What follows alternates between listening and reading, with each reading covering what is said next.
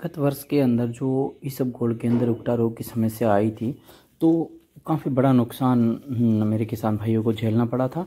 तो इस साल आप वो गलती ना करें, समय पे अपना जो खेत है उसका उपचार करें और अपनी फसल का उपचार करें, तो आप एक बड़े नुकसान से बच सकते हैं। अमूमन किसान भाई क्या करते हैं कि जो उगटा रोग की जिसके खेतों में आता है, तो वो इतना उन पे ध्यान नहीं देते हैं और उनके उपचार की जो विधि है उसको नहीं अपनाते हैं।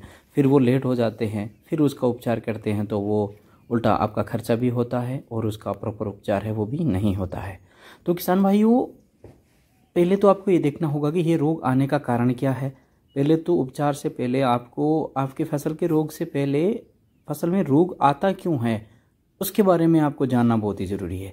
तो किसान भाइयों, उन्होंने ये जो रोग है, इन रोगों से छुटकारा पाने के लिए जो गर्मी के टाइम के अंदर आपके खेत जब पड़े रहते हैं, उसी वक्त एक गहरी जुताई करना बहुत ही ज़रूरी होता है।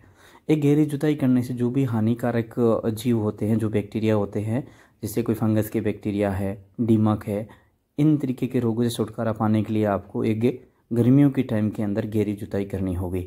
उसके बाद जब आप इसबगोल की फसल को बोते हो या कोई भी फसल बोते हो, उस वक्त आपको ट्राइकोडर्मा के नाम से एक प्रोडक्ट आता है, जो एक जैविक फंजीसाइड है। जो किसान भाई जैविक खेती करते हैं उनके लिए बहुत ही उपयोगी चीज़ है। आप चाहो तो इसको मल्टीप्लाई करके अपने घर पे भी बना सकते हैं, अपने फार्म हाउस पे बना सकते हैं। जैसे कि हमने यहाँ देखिए 200 लीटर की ड्रम के अंदर हमने ये बना के रखा है। तो किसान भाइयों, अब समस्या ये हो रही है कि किसान भाई इसको तो डालते नहीं है, फिर जब आपके खेत में उगटा रोग आते हैं तब कई लोग इसका सजेशन करते हैं, तो किसान भाई लेकर के आते हैं। तो ये रोग आने के बाद में जो ये ट्राइकोडर्मा है ये काम नहीं करता है, क्योंकि ये अक्सर जब आप पहला या दूसरा पानी लगाते हो उस वक्त आप चाहो तो ये जो लिक्विड फॉर्म में आता है वो भी एक ट्राइकोडर्मा है। बहुत सारी अलग अलग कंपनियों अलग अलग नाम से आते रहते हैं। आप जो कंपनी आपको अच्छी लगे, जिस कंपनी का प्रोडक्ट आपके पास में हो, वो आप ला करके और अपने खेत में दूसरे पानी के साथ में फुहारे या फिर जो स्प्रे मशीन है उसके द्वारा आप छिड़काव भी कर सकते हैं।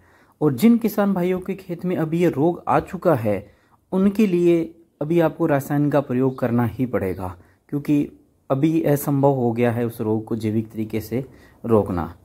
तो अब आपको क्या करना है, एक है टेबिकोनाजोल के नाम से, ये दो प्रोडक्ट है, हेक्साकोनाजोल और टेबिकोनाजोल। इन दोनों में से कोई भी एक प्रोडक्ट आपको लेना है। आप चाहो तो इसको स्प्रे की विधि से भी दे सकते हैं। अगर स्प्रे विधि से आप नहीं दे पा रहे हैं तो आप थोड़ी सी गीली भुरभुरी मिट्टी, जो मिट्टी है वो लेकर के मिट्टी के अंदर 1 एकड़ का डोज आप इसके अंदर मिलाए। अगर स्प्रे करते हो तो 1 ग्राम प्रति लीटर के हिसाब से आप लें। 15 लीटर की टंकी के अंदर 15 ml लेकर के आप इसका छिड़काव भी कर सकते हैं। अगर आप सीधा फेंकना चाहते हो तो आप उस मिट्टी के अंदर इसको मिलाना है, जो आपने भुरभुरी गीली मिट्टी ली है उस मिट्टी के अंदर ये 1 लीटर मिला करके, जैसे आप अपने खेत में यूरिया DAP छिड़कते हैं उस प्रकार से अपने खेत में छिड़क करके और फिर ऊपर फुहारे से आप आधा या 1 घंटा पानी दे सकते हैं। ये जो मैंने 2 चीज़ें बताई है ये दोनों रासायनिक चीज़ें हैं। इनसे आपका तुरंत प्रभाव से आपका जो है ये उगटा रोग की समस्या ये मिट जाएगी। अगले साल के लिए आपको जीवामृत अपने खेत में डालना है। जीवामृत से आपकी ज़मीन की कार्बन शक्ति बढ़ती है। जब तक आपकी ज़मीन आपकी निरोगी नहीं होगी तब तक आप जितना भी चाहे उपयोग करें, आपकी फसल है वो इसी प्रकार से रोगित होती रहेगी। तो किसान भाइयों, आपको फसल का जो रोग है उसको मिटाने से पहले अपनी ज़मीन का रोग मिटाना होगा, अपनी ज़मीन की ह्यूमिडिटी को बूस्ट करना होगा।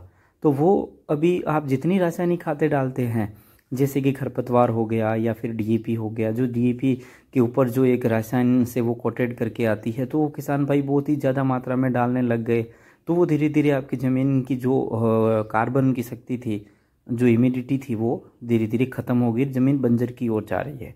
तो इसको उपचार करना बहुत ही ज़रूरी है। अगर आपकी ज़मीन के अंदर किसी प्रकार का कोई रोग नहीं होगा तो आपकी रासायनिक के जितने भी ये महंगी महंगी दवाई आती है मार्केट से आपको लाने की ज़रूरत नहीं पड़ेगी। तो आप जो जीवामृत नाम का घोल है, बीजामृत और जीवामृत, ये आप घर पे भी बना सकते हैं। इसका भी हमने 2 वीडियो पहले भी आपको बना के दिए थे, आप जा कर के वो वीडियो के देख करके और बना सकते हैं और अपने खेत को ये बंजर होने से भी बचाएं। और ये इस टाइप के जो भी जितने भी रोग आते हैं वो रोग जब तक आपकी ज़मीन उपजाऊ नहीं होगी तब तक ये रोग है वो इसी तरीके से निरंतर आते रहेंगे और मेरे किसान भाइयों को इन रोगों का सामना करना ही पड़ेगा। तो आपसे अनुरोध है कि आप थोड़ा प्राकृतिक खेती की तरफ बढ़े, जैविक खेती की तरफ बढ़े, और जो जीवामृत और बीजामृत 2 प्रोडक्ट है जो आप अपने घर पे ही आपको बनानी होगी। ये खाद लगातार डालते हो आपके खेत में तो आपको डीएपी लाने की भी ज़रूरत नहीं है। जो मार्केट से ये महंगे महंगे इंसेक्टिसाइड पेस्टिसाइड लाने पड़ते हैं वो भी लाना नहीं पड़ेंगे, क्योंकि अभी जो उपचार आप कर रहे हैं वो आपकी फसल का उपचार कर रहे हैं, ना कि ज़मीन का। तो जब तक आप अपनी ज़मीन का उपचार नहीं करोगे तब तक ये फसल के ऊपर आप जितना चाहो उपचार करो वो आपको इतना लाभ नहीं देगी। तो मिलते हैं अगले वीडियो के अंदर, उसमें आपको एक बार फिर से पूरी जानकारी देंगे। और जो किसान भाई अलग की कोई भी फसल के बारे में अगर जानकारी लेना चाहते हैं तो जितना हमें नॉलेज में है वो हम आपको बताने की पूरी कोशिश करेंगे। तो आप हमारे कमेंट बॉक्स में जाइए, हमें कमेंट करके बताइए कि अगली जानकारी आपको किस फसल के बारे में चाहिए। तो जितना हमें ज्ञान है उतना हम आपको बताने की पूरी कोशिश करेंगे। तब तक के लिए मस्त रहिए, खुश रहिए। जय जवान, जय किसान, जय श्री राम, जय हिंद।